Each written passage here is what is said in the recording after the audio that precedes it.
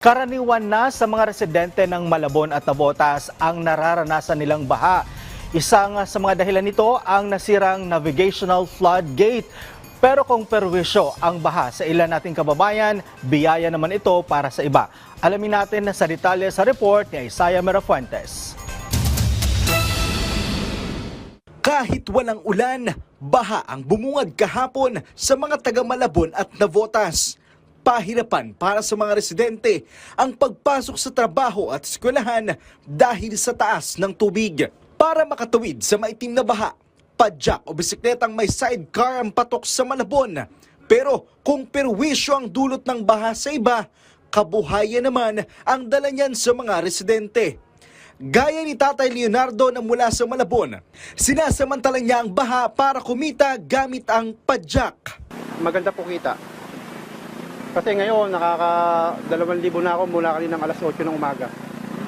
Kaya po maganda sa amin pagkagandang baha. Ang pamasahe ay nakadepende pa rin sa layo ng biyahe. Pero may patong ito dahil sa pagbaha.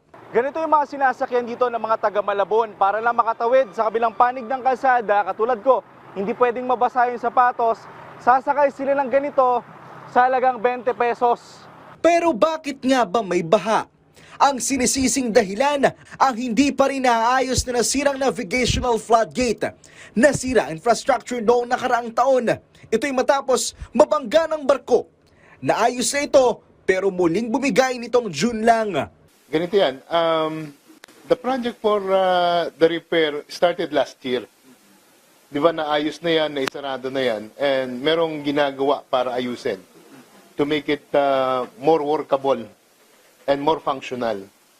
Siguro, doon lumabas yung mga wear and tear, doon lumabas yung mga problema na dapat i-address. And as the contractors are doing it, nakikita nila yung problema. July 1 ang naunang target date para matapos ang pagkukumpuni ng nasirang navigational floodgate. Pero bigo silang magawa ito dahil sa komplikadong sitwasyon.